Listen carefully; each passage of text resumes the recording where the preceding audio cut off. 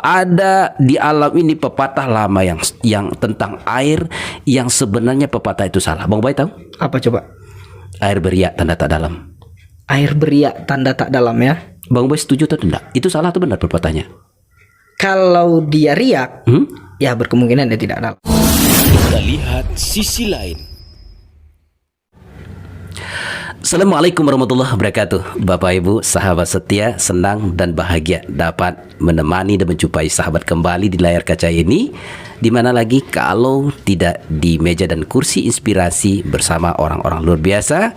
Sisi lain Aspen. Sahabat, kembali kita hadirkan orang spesial itu bernama Ubaidillah Al-Ansori, SPD MSN. Kita sapa dulu. Assalamualaikum warahmatullahi wabarakatuh. Waalaikumsalam warahmatullahi wabarakatuh. Bang Ubay sahabat adalah master seni ya. Magister seni. Beliau ini adalah orang yang pernah mendapatkan juara 1 puisi. Ya, baca puisi Sahabat Khairil. Sahabat Khairil ya. Di Taman Ismail Marzuki. Itu dihafal atau dilihat teksnya? Dilihat teksnya, tapi teks itu baru kita dapat di hari itu. Ada di 5 menit sebelum kita maju ke grand final, ke panggung final itu. Gitu ya. Sastrawan ya. Begitu diketahui sastrawan Ubaidillah Al-Ansori. Muncul dia mungkin. Muncul dia. Di Google ya. Di Google saya yang paling ingat tuh Setunggul Benang. Setunggul benang. Jadi kalau benang itu dipotong-potong ya jadi pengikat ya. Jadi pengikat. Akhirnya Bang Ubay terikat dengan orang Padang Panjang ya. Orang Padang Panjang benar. Kalau nggak salah nama beliau siapa ya? Regina Priska. Regina Priska. Kita masih ingat bahwa Regina tidak pernah mendapatkan sepotong puisi pun untuk diikat. Karena kata beliau itu Regina adalah puisinya.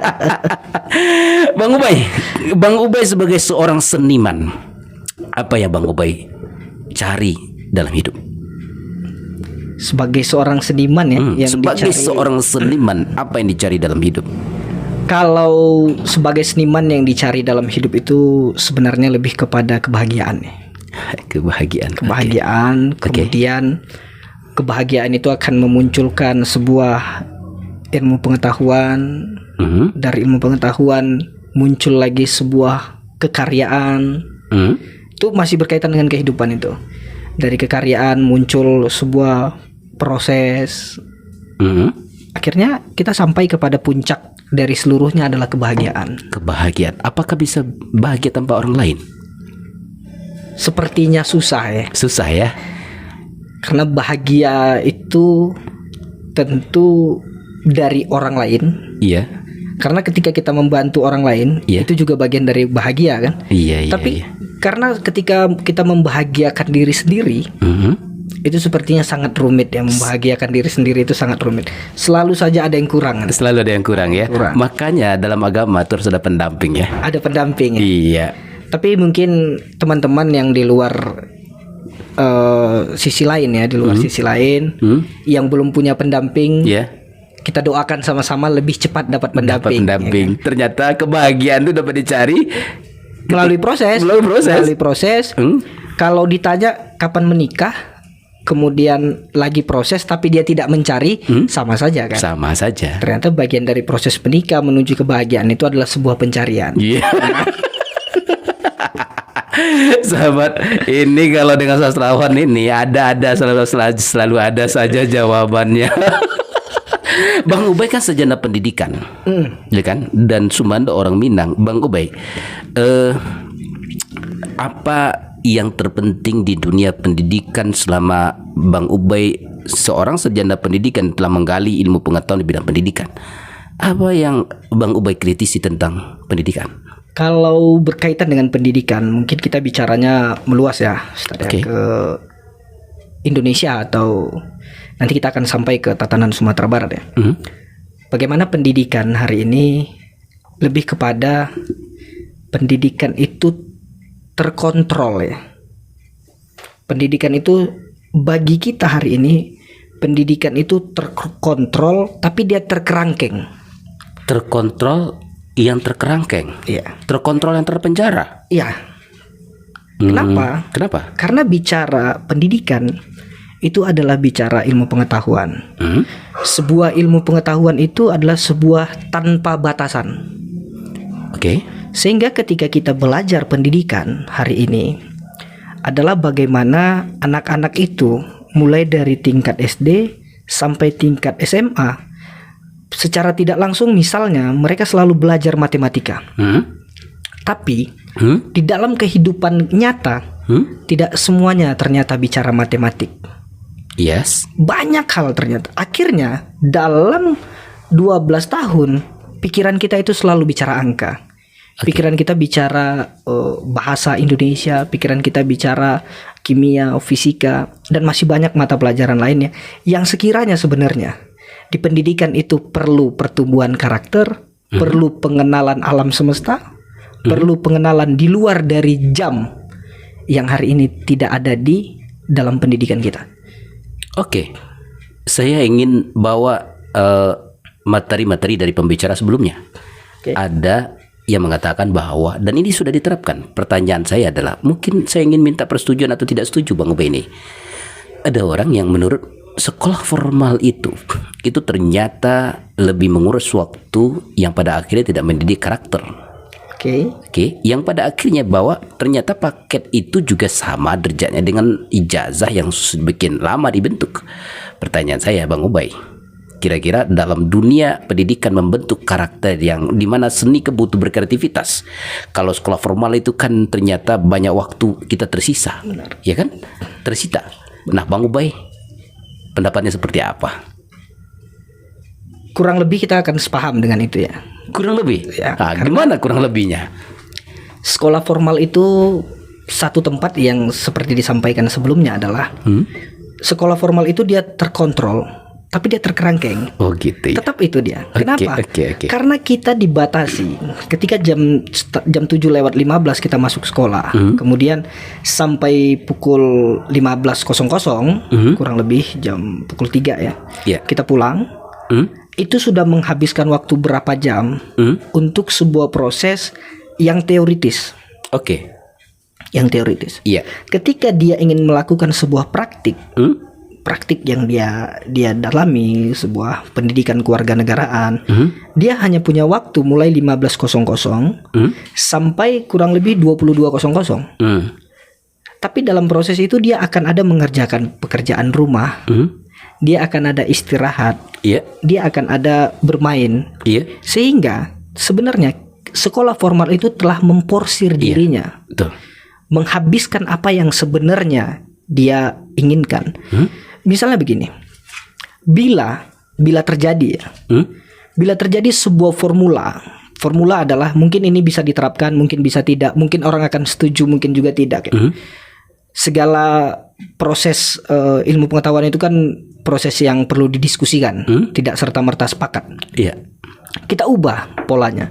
Ketika sekolah dasar itu, kita harus sadar anak-anak dalam proses bermain sekolah dasar, maka ubahlah cara bermainnya. 70% anak-anak itu akan dibentuk karakternya, dibentuk perilakunya melalui sebuah formula yang tidak belajar secara teori.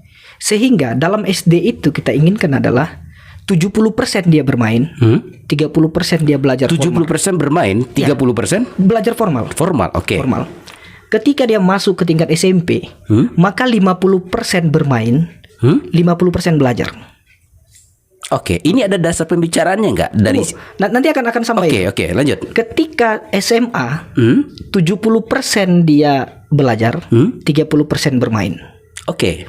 Ketika dia di perguruan tinggi, maka dia akan berlangsung 100% bermain. Oh, salah.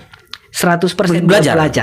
Oke, masuk akal. 100% belajar. Iya. Yang terjadi hari ini di Indonesia, dalam kacamata Ubay, seorang kacamata seniman, saya ini Ustadz adalah hampir seluruhnya, mulai dari tingkat SD sampai ke SMA, dia itu tidak ada bermain, dia itu serius. Sehingga ketika dia masuk ke sekampus, ya, banyak main-mainnya. kerjanya main-main. Ya. Oh, Kenapa? iya, Karena benar. dia tidak merasakan main-main. Iya.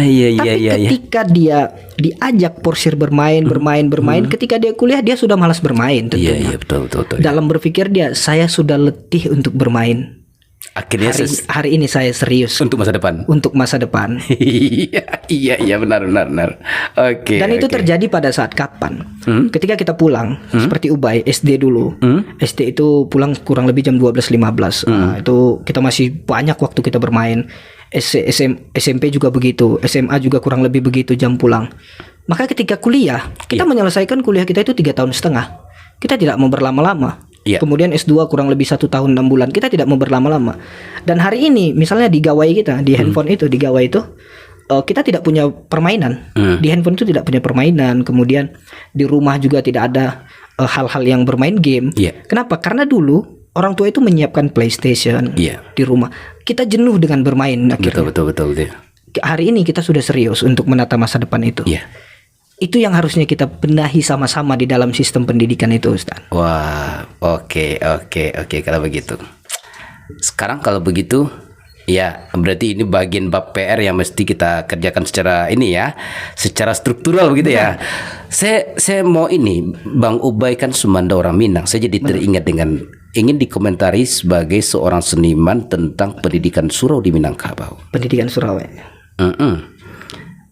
Kalau orang Minang itu dulu kan banyak bijak. Sekarang mohon maaf, izin. Apakah sekarang di mata sastrawan orang Minang masih yang banyak bijak atau generasi Minang ke depan masih bijak atau tidak?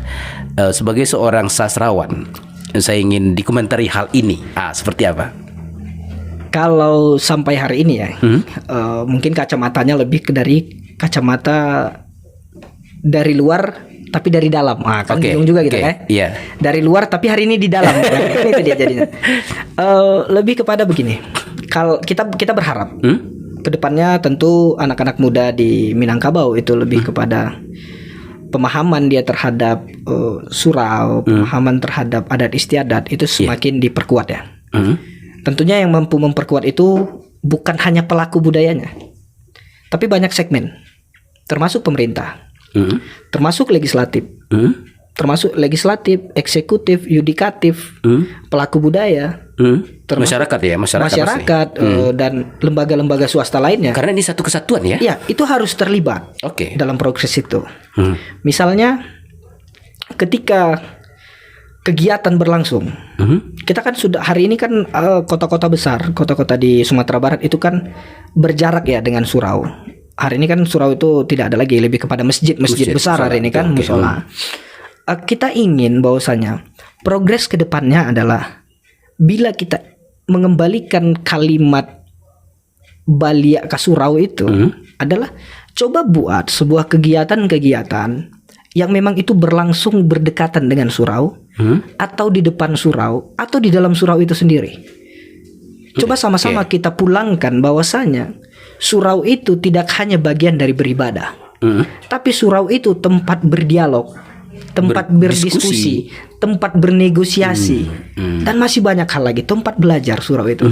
Sehingga ketika format itu dikembalikan ke surau, di depan surau itu misalnya setiap minggu pagi atau minggu sore lapak-lapak baca, kemudian gelar-gelaran mendongeng di depan surau itu, sehingga Ustaz ketika sholat asar berkumandang, mau dan tidak mau anak-anak itu akhirnya masuk ke surau. Ketika orang-orang tua juga ada terlibat di situ, mereka akan masuk ke surau.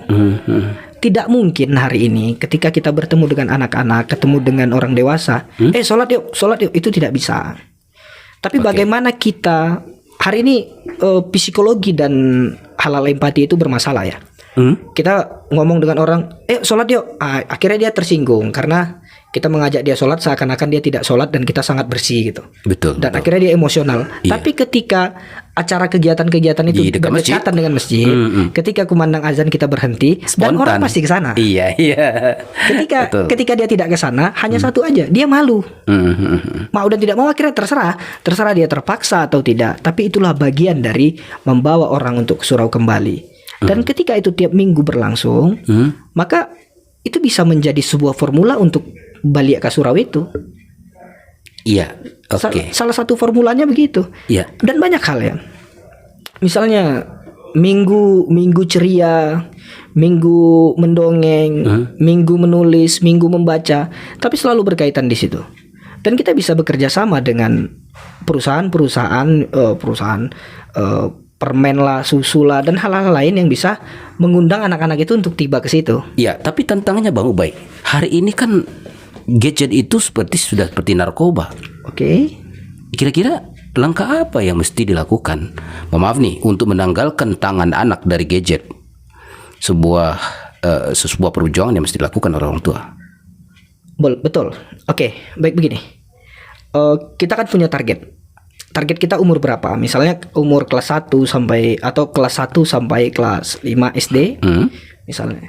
Apa yang bisa menggugurkan anak-anak itu agar dia tidak main gawai, tidak main gadget ya? Tentunya sebuah permainan juga. Oh, digantikan. Ya, tentunya sebuah permainan juga. Yang tidak kalah menarik dengan Yang sebuah tidak permainan kalah itu. dengan menarik dengan itu. Oh, iya. Dan hal-hal yang permainan-permainan itu dilakukan misalnya dari tingkat kelurahan atau tingkat RT yang mengakomodir di halaman-halaman masjid. Iya. Ketika anak-anak itu bermain, yang dilihat oleh pemuda lah atau orang-orang tua di situ pada minggu ceria itu, minggu pagi itu, akhirnya mereka lupa dengan gadgetnya. Iya. Minimal sekian jam. Sekian jam. Tapi itu membangun karakter mereka. Kenapa? Karena mereka akan bertemu dengan kawan-kawan yang lain. Iya. Teman-teman yang lain. Trennya bisa gitu ya. Trennya ini sekarang kita kalau dulu trennya ini kayak yang biasa trennya di scroll. Tapi kalau dirubah lingkungannya itu juga bisa jadi berubah. Juga bisa berubah. Jadi memang ini butuh kerjasama dari banyak pihak. Yang tadi Bang Ube bilang ya, masyarakat, iya kan, kalau toko, pemerintah sampai ke pemerintah dan seterusnya. Oke. Hari ini kita melihat misalnya hampir seluruh kabupaten kota itu punya mobil pustaka keliling misalnya. Coba berdayakan mobil pustaka keliling itu untuk membawa mainan-mainan tradisional, buku-buku bacaan yang digelar dari masjid ke masjid, dari halaman masjid ke masjid atau surau ke surau. Sehingga mereka kan liu bahasanya ya, bunyi-bunyi sirine. Minggu ini kita di lokasi A ya, di kelurahan ini ya. Oke, akhirnya anak-anak itu ramai datang. Dia sudah termindset dalam pikirannya hari Minggu itu jam 8 sampai jam 10 aku ke situ. Wah, kita jadi dapat ide nih sahabat. Sehingga dia mandi pagi itu, dia semangat. sana. Dia akan lupa dengan gawai itu. Iya. Aku akan ketemu si A di sana, aku akan ketemu si B. Aku baca buku ini, aku mau main palik lah, aku mau main ini segala macam, dia akan bermain itu. Dan dia lupa dengan gawainya. Hari ini apakah itu dilakukan? Kan itu pertanyaannya. Apakah itu dilakukan oleh pihak-pihak yang kita sampaikan tadi? Menurut Bang Ubay gimana? Sepertinya belum ya. Oke, siap. Sastrawan kalau budayawan yang lebih banyak bicara tentang surau tuh arahnya ke siapa Bang Ubay? Yang mengarah ke sini ke siapa tuh? Kalau di Sumatera Barat, pembentuk karakter yang tadi itu. Kalau yang baru-baru ini tidak terlalu muncul ya, tapi mungkin ada. Cuma kita lebih kepada pembacaan kita terhadap Buya Hamka. Kan. Bagaimanapun Buya Hamka terlahir dari surau, kemudian dia ke pesantren kan, itu Buya Hamka itu. Dan tulisan-tulisan beliau terkait kajian-kajian itu sudah ada beberapa juga ya. Iya. Dan itu layak untuk menjadi rujukan, dan sebenarnya pun harusnya ini pemerintah atau instansi lainnya sudah mengeluarkan, barangkali sudah ada tapi kita belum memiliki ya, buku-buku yang berkaitan dengan tokoh-tokoh Minangkabau, termasuk Buya Hamka, Agus Salim, Nasir, Tan Melaka, Nasir, Hatta, mungkin 30 tokoh Indonesia yang wajib dimiliki oleh seluruh sekolah yang ada di Sumatera Barat. Oke. Siap. Agar apa? Agar ternyata masyarakat Sumatera Barat harus tahu karakter, harus tahu sejarah, harus tahu pola pendidikan yang dimiliki oleh tokoh-tokoh besar di Sumatera Barat, agar tidak terjadi sebuah fenomena mereka sangat jatuh cinta dengan pemikiran orang luar negeri. Iya. Padahal barangkali pemikiran orang luar negeri itu diambil dari pemikiran yang ada di Pemikiran Sumatera kampung Barat. kita, betul ya. Barangkali. Iya, betul. Ya, ini bicara ini Bang Ubay, bicara tentang pemikiran, ini akan berbicara tentang halusinasi, imajinasi. Sebagai seorang sastrawan, seberapa penting sih imajinasi dalam kehidupan ini? Wah, ini bicara, Seberapa penting imajinasi dalam kehidupan seseorang nih? bicara imajinasi ya. Iya, imajinasi, karena kan bicara pemikiran tadi nih. Ya, kalau bicara imajinasi ya, imajinasi itu terkadang lahir dari di luar diri ya. Di luar diri ya. Di luar diri yang berangkat melalui proses. Jadi ada orang yang berimajinasi. Oke. Barangkali dalam tanda kutip cita-cita itu bagian dari imajinasi. Cita-cita bahagian dari imajinasi. Bagian dari imajinasi. Jadi orang yang tidak berimajinasi susah untuk bercita-cita ya. Susah untuk bercita-cita. Kenapa kita bilang cita-cita bagian dari imajinasi? Iya.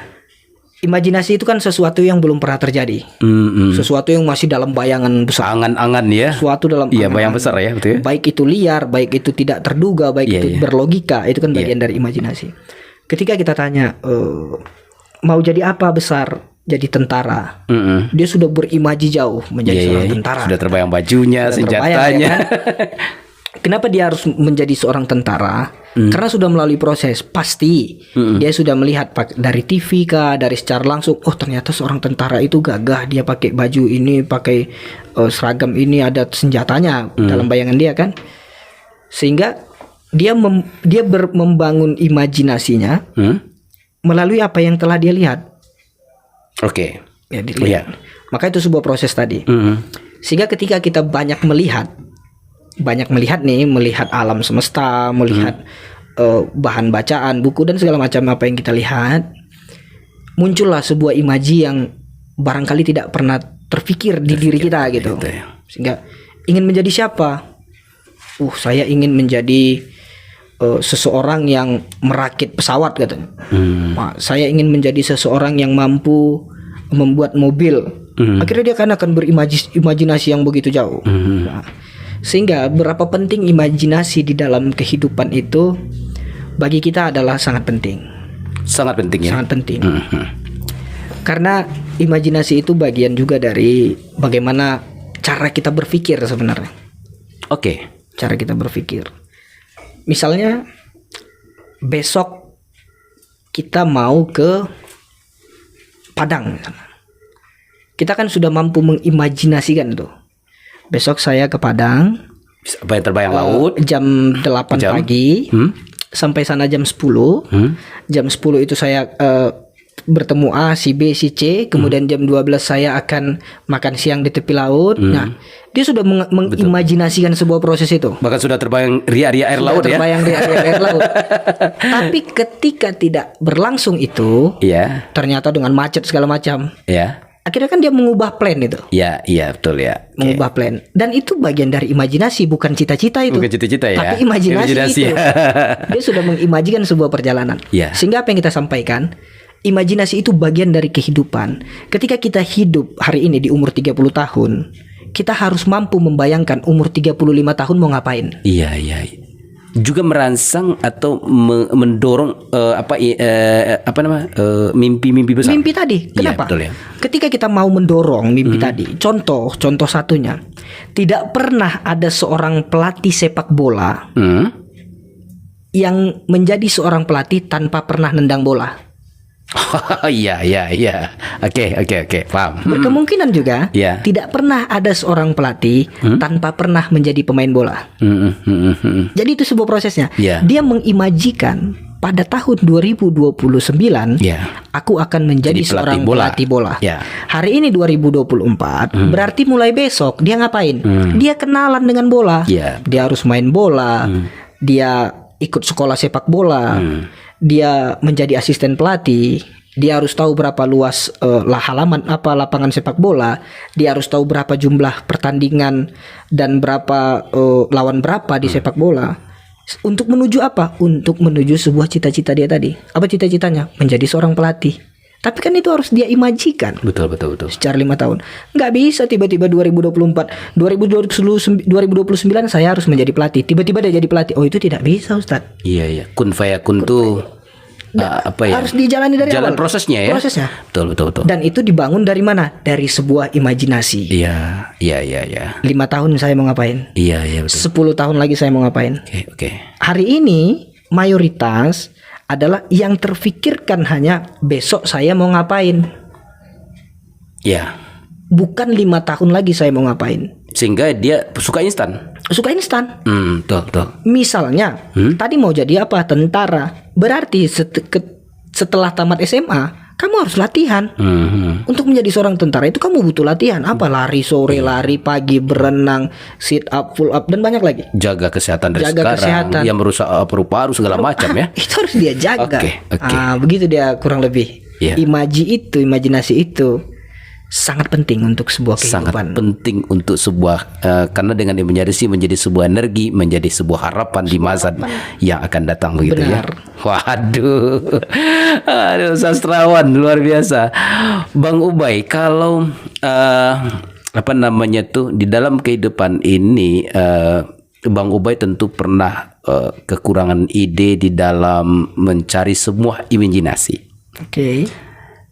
Ketika kekurangan imajinasi, kan ada mana tahu ada sahabat kita tidak pandai berimajinasi apa gitu kan, apa tahapan-tahapan berimajinasi dan bagaimana mendapatkan imajinasi, apa ya kondisi bagaimana kita mendapatkan sebuah imajinasi yang memiliki sebuah energi. Begini dia.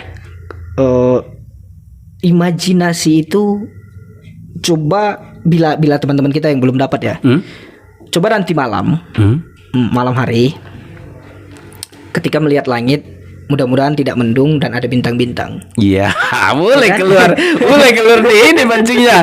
Oke, dikit lagi dong. Ketika kita melihat bintang, Oke. ketika kita melihat bintang, apa yang bisa kita bayangkan tentang bintang itu? Barangkali itu mantan kita. Ya kan imajinasi juga itu. Imajinasi juga itu. Iya. Kemarin ada yang bilang bunga ini perempuan katanya. Kan tidak semua bunga perempuan. Oh iya benar. Ya oke. Yang tadi bintang ternyata mantan ya. Oke. Kita mampu mengimajikan ya. Kita mulai mengimajikan bintang itu kenapa dia berada di atas.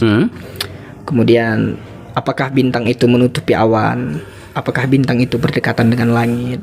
Nah, akhirnya kita ingin menjadi siapa? Apakah kita ingin menjadi bintang atau kita ingin menjadi langit? Atau menjadi awan. Atau menjadi awan Ya akan menurunkan hujan. yang akan menurunkan hujan. Sehingga kita akan memunculkan imaji itu. Iya. Kenapa imaji itu misalnya selalu bersentuhan dengan alam semesta? Contoh yang lainnya adalah kenapa kita selalu seakan-akan didekatkan dengan alam, termasuk ketumbuhan. Jadi hiduplah seperti padi, semakin berisi semakin menunduk, gitu ya. kan? Itu kan imajinasi itu. Imajinasi, oke. Imajinasi itu. Sehingga kita orang-orang yang kekurangan imajinasi tadi, coba belajar untuk berdekatkan diri dengan alam. Jadilah seakan-akan kamu laut. Iya. Jadilah seakan-akan kamu itu bintang.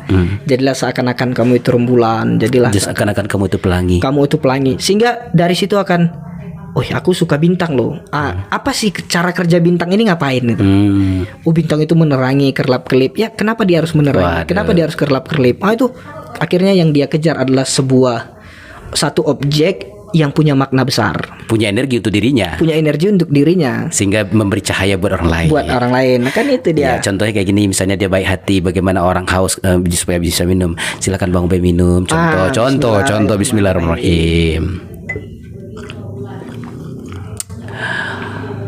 Aduh, ternyata dari air. Jadilah kau seperti air, Mengalir, menghilangkan dahaga. menghilangkan dahaga, akan menarik sehingga banyak hal, sehingga melalui imajinasi, melalui sebuah pencarian, kita akan menggugurkan sebuah emosi-emosi negatif. Misalnya, jangan pernah menganggap dirimu adalah orang yang paling tinggi dan kamu ucapkan kepada orang lain kamu itu hebat.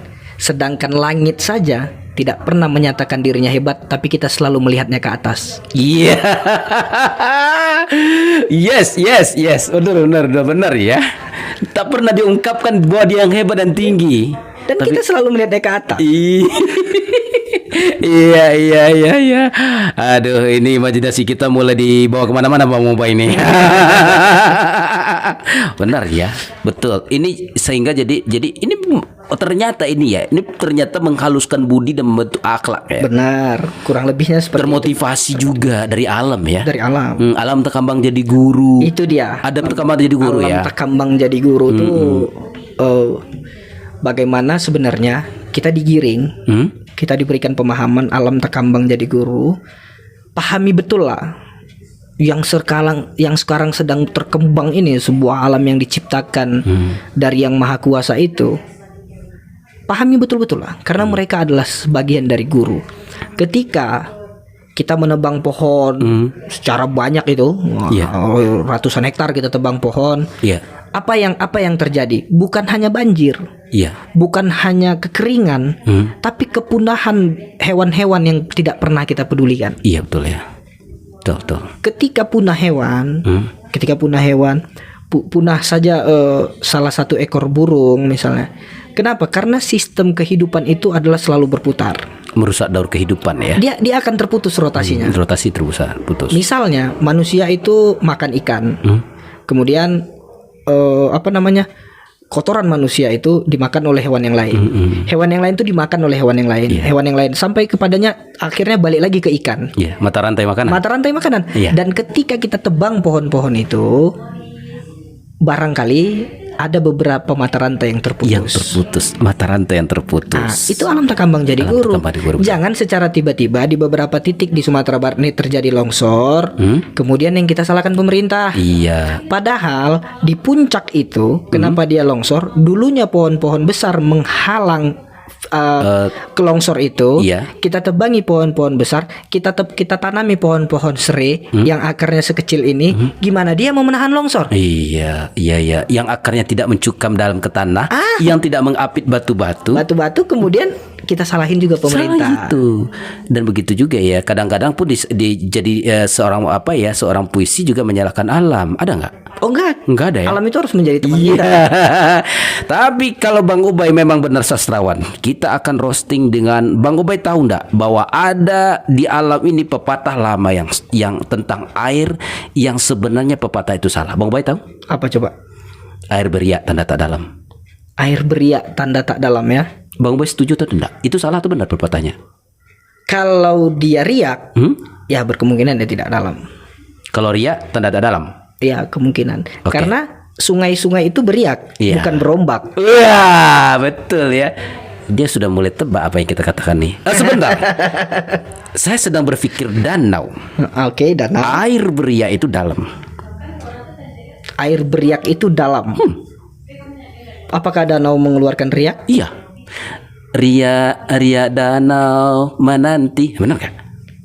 Bisa jadi. Bisa jadi. Tapi Oke. Tapi barangkali pepatah-pepatah itu kan biasanya mengeluarkan petuahnya. Iya. Itu adalah melalui lingkungannya. Iya. Betul. Jadi ketika air beriak tanda tak dalam, kemudian ada pantun itu lagi yang berkaitan dengan bila ada sumur di ladang bolehlah menumpang mandi. Betul. Kan itu kan? Betul. Nah, itu kan petuah. Iya. Yang hari ini ada nggak sumur di ladang? Oh iya juga ya. Iya. Petuah itu terjadi ketika memang kondisional itu seperti itu betul. Sehingga betapa tidak cakepnya masyarakat modern tidak mampu menciptakan petuah melalui kehidupan hari itu ini. Dia. Kita mau sengaja, dan ternyata seorang bijak itu jangan selalu nerima air beriak itu. Semestinya waktu orang-orang di pinggir danau atau orang sudah kenal dengan danau dulu tuh protes, harus ada tandingan yang lain. Walaupun air beriak tanda tak dalam kalau Anda ada di kolam. Kalau Anda ada di kolam ya. Tapi air beriak pasti dalam kalau Anda di pinggir danau. Tapi setelah kita telusuri petuah itu, Ustadz, petuah-petuah itu ternyata memang mengajarkan kita sebuah ilmu pengetahuan besar. Sebuah ilmu pengetahuan besar ya. Hakikat di dalamnya itu yang dapat. Misalnya bila ada sumur di ladang, bolehlah kita menumpang mandi. Katakan, bila ada umur yang panjang, bolehlah kita berjumpa lagi. Iya. ketika kita kaji satu persatu, bila ada sumur di ladang, Ya, bolehlah kita menumpang mandi. Ya. Bila ada sumur di ladang, kita harus terjemahin yang punya sumur siapa, yang punya ladang siapa. Iya. Bolehlah kita menumpang mandi. Betul. Berarti yang harus dicari yang punya Yang punya ladangnya. yang punya sumur. Iya. Di situ fenomenanya adalah silaturahmi terjalin. Oh iya, saling cari mencari. Ya, hubungan antar manusia. Iya. Ya kan? Iya benar. Masuk lagi. Ah. Bila ada umur yang panjang, Iya. bolehlah kita berjumpa lagi. Iya, bisa baca lagi. Bila ada umur yang panjang, Iya. itu bicara kita dengan Allah. Dengan Allah tauhid. Tauhid. Iya. Bila ada umur yang panjang, Iya. boleh kita berjumpa lagi. Iya. Silaturahmi lagi. Jadi ujungnya apa? Hablum minallah Wah, hablum minannas. Itu ternyata dia. Jadi memang kita harus menjalin hubungan sosok hablum minannas wa hablum minallah, dan dimanapun kita bergerak mestikan dan pastikan bahwa kita bergerak untuk kebaikan. Rasa-rasanya sedang enak kita hentikan. Karena ada sumur di ladang, bolehlah kita menumpang mandi. Kalau ada umur yang panjang, boleh kita bertemu lagi sama Bang Ubaidillah Al-Ansori. Dan beliau inilah pemenang juara 1 pembacaan puisi Khairil Anwar. Boleh dibacakan sebelum sebagai penutup sedikit saja mana mimik wajah yang membuat juara 1 itu. Jangan-jangan orang salah dan menilai.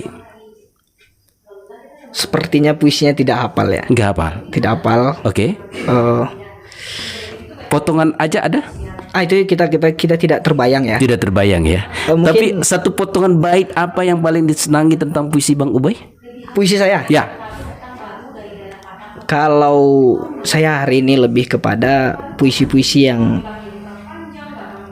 tentang setungkul benang itu ya. Setukul benang. Boleh diuraikan Kalau- sepotong kata saja atau 2 potong kata saja? Atau tidak usah setungkul benang, tapi Apa? buku tangan-tangan kisah, buku terbaru ya. Boleh. Buku terbaru itu yang paling kita jatuh cinta adalah Dan ia kirimkan surat yang mengecup selamat datang. Oke. Itu. Ulang lagi Bang Ubay. Sastrawan ini dalam kata-katanya. Dan Teksnya cuma sedikit ya. sedikit ya. Dan ia kirimkan surat yang mengecup selamat datang. Dan Ia ia kirimkan surat kirimkan surat yang mengecup selamat datang. yang mengecup selamat datang. Maka nantikan selamat datang itu pada episode berikutnya. Cari hashtag Ubaidillah Al-Ansori. Akhir kalam, Assalamualaikum. Saya Zulfamiadi Saya Ubaidillah Al-Ansori. mengucapkan terima kasih. Assalamualaikum. Assalamualaikum warahmatullahi wabarakatuh.